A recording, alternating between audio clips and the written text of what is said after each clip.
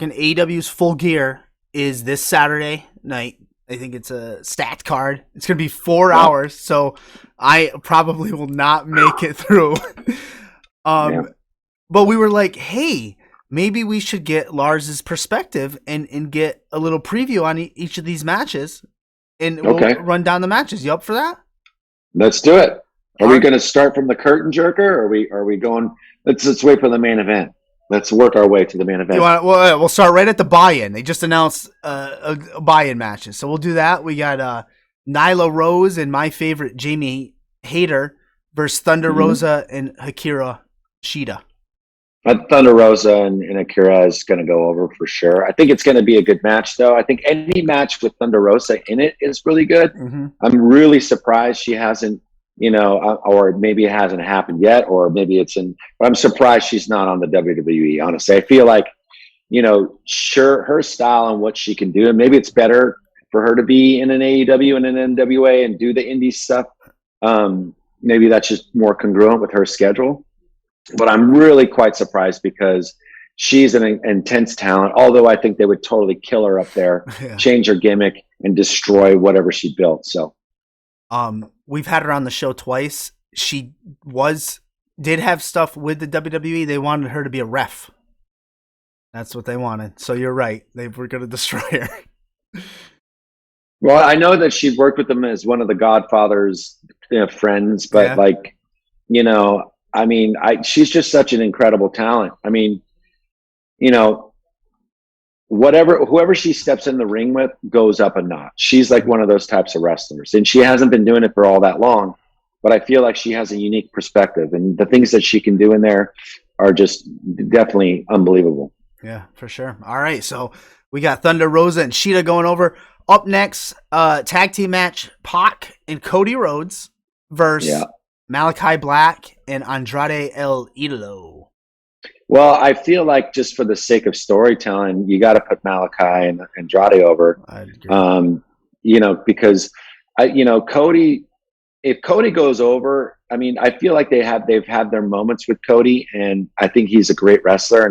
And one of my favorite things that Cody ever did, one of my favorite gimmicks ever, was the Stardust thing. Right, going way back. I actually got a painting commission, and it's my friend Hal Haney. And what he does is he does like these half faces. So half was Gold Dust, half was Stardust. Nice. Because I love that tag team, even though it lasted 3 days or Yeah. 3 minutes or however.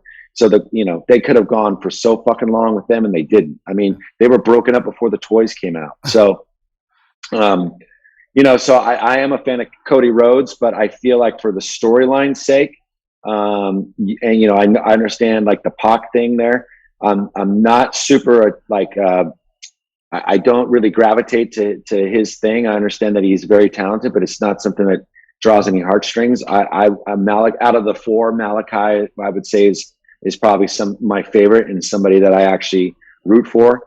But yeah, I feel like if they're smart, if the booking's smart, it's not going to end in like some schmaz thing. But there's going to be a clean pin, because I feel like that thing with Cody, trying to get that anger again, that could be one more part of that story. Awesome. Keep it going. Keep it going. Darby Allin versus MJF.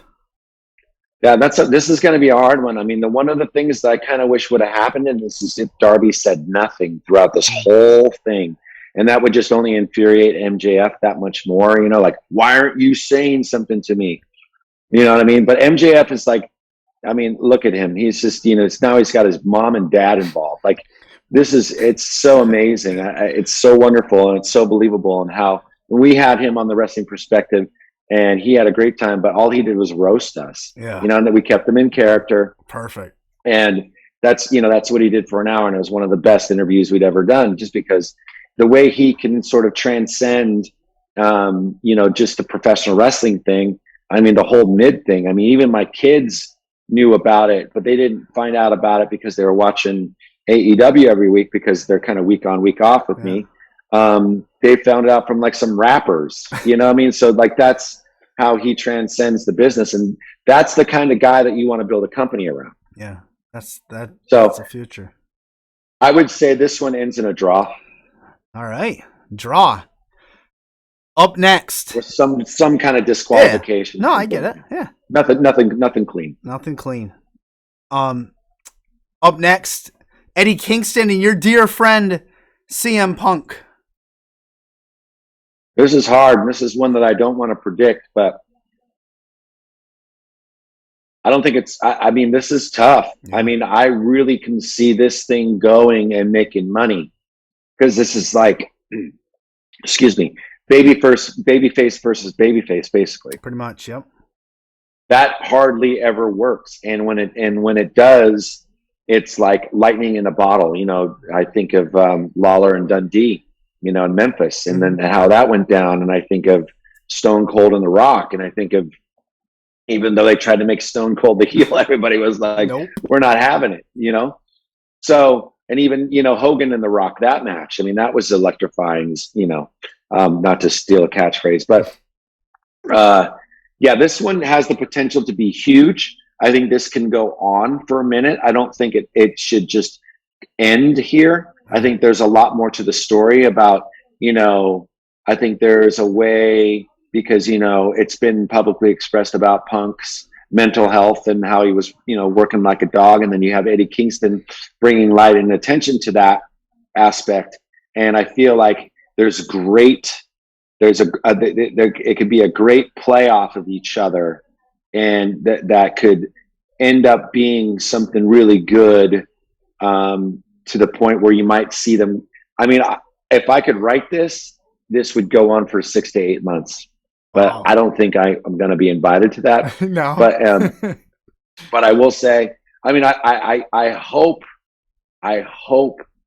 it's like a 60. I don't know how long is it a 60-minute time? I don't know if they doesn't say.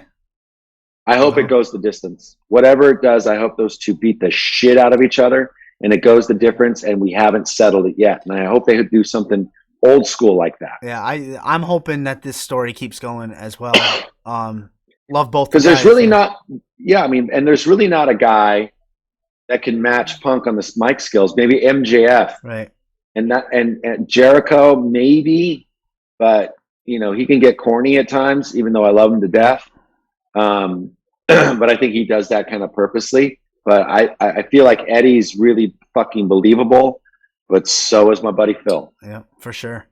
Up next, Jurassic Express with Christian Cage taking on Adam Cole and the Young Bucks. Well, I think the Young Bucks and Adam Cole are going to go over. I really feel like, you know, there's got to be something with, you know, I think it's going to be like Christian Cage might be the one that they pin. I kind of feel like that's going to happen because, I mean, you know, that's kind of what the older, more respected wrestlers will do. They will give that gift. And, you know, watching him at Bound for Glory, you know, and the way that ended and turned around, it was an exciting match. It was well put together. I think Christian Cage is probably one of the most talented wrestlers to ever face, to step foot in the ring. But I just have a feeling that, you know, Adam Cole, I mean, he's the shit. And I think that they're the two stars. I mean, we know what the Young Bucks can do, right? But I feel like Jungle Boy needs an opportunity to bust out of the crew kind of thing to become what he's meant to be. Because that kid is fucking talented. And I think that seeing an Adam Cole versus Jungle Boy match, you know what I mean, later on down the line, and I feel like that's what they're building towards. And I feel like that could be a cage match from hell. I feel like it could be really, really good. And I feel like it could be an evolution to Jungle Boy's character. Like he could get more, you know, because, you know, he's still a kid, right? Yeah. So it's like Cody. In 10 years, Cody's going to be, you know, he's going to be a lot bigger. He's going to be older. He's going to be wiser. He's going to be that much more big of a star. And I feel like Jungle Boy's on that trajectory. Awesome. I agree. I want to see Jungle Boy break out of the Jurassic Express. That's just me. Minneapolis street fight with the Inner Circle versus Paige, Scorpio Sky, American Top Team. What you got? Well, you know, I mean, Dan Lambert is like unbelievable. Mm-hmm. I mean, he's probably, besides MJF, the best heel they've got. Yeah, and it's like exactly. I mean, and I don't know if that's a good thing or a bad thing, but I feel like, just the way he can talk and his timing is impeccable. Um, I feel like Jericho, I feel like, I kind of feel like the top team's going to go over. Um, but it's obviously going to be something, dastardly and it's going to be a bullshit finish and everybody's going to be home pissed. And I feel like Jericho works better as the underdog. And I think he always has. And I think that he always rises. He's like the cream of the crop. You know what I mean? So I feel like he's like milk. The cream will rise to the top. And I feel like if you start him in a position as an underdog, it's just money. Yeah. And plus there's a lot of members of that American top team. It's going to be a clusterfuck, and I think they will come out on top in the record books, I guess, for sure. Eliminator Tournament Finals, Miro versus Bryan Danielson. Well, I think the obvious is Brian going over, and I feel like this is going to be a really, really good match because, of their experience and, how they've worked before. And, I feel like, being in the same companies now again, right. They know how to speak the language. And I feel like it's kind of like anybody who's been in WWE that now is working in AEW, whenever they get into the ring with another person from that system or who has spent any considerable amount of time there, there's a certain thing that WWE has. It's a certain style. And I feel like the really smart wrestlers take that a little bit of that style and keep the grit of AEW and that independent kind of vibe because everybody knows that because they've all lived there. And it's like an amalgamation. And I think that's what makes those matches so special. And that's why I feel like, the Omega, Danielson, Brian, whatever. I always get his name fucked up. It's Daniel Bryan Danielson. Exactly. I'm going to call it the American Dragon because that's, it's kind of like, anyways, long story short, I feel like those guys are going to make a great match because I feel Miro's very talented. I think that he's definitely been given an opportunity to sort of come into his own as a believable beastie kind of like, gnarly heel that doesn't really run away. And I think that's going to be the biggest challenge of the Dragons tenure here in AEW. And I think it's going to be a good match, but I kind of feel like Brian's going to go over. Do you think the winner of this match is foreshadowing the winner of Omega Hangman Page? And what I mean is like heel face. So if Miro wins, foreshadowing Hangman, Danielson, Omega. Well, I feel like that's probably where it's going to go because I don't necessarily know if Hangman, although he's a crowd favorite and an AEW guy through and through, I don't think that, but the question I guess in my mind is he ready to take on that responsibility? Right. Right. Is he ready to become that guy? I don't know. But I think Omega has obviously come into his own in a lot of ways. And there's other facets of his character that he's been able to explore. He's been able to kind of stretch himself and become not a different character, but he's been able to use stretch his personality, which I think has made him more viable. And he's a great fucking heel. He's a great wrestler, obviously. I wish he would sell a little bit better, but that's just my own personal opinion. Yeah. But I think what's going to be more interesting is part two. But my question is, well, how are they going to top what they did? Right. And it's going to take a lot unless they slow it down and it becomes more of a mat game. I don't know. The only way that I feel like, I feel like, a lot of the way that these matches go, there's not a lot of room. The ceiling is, you're right there. And there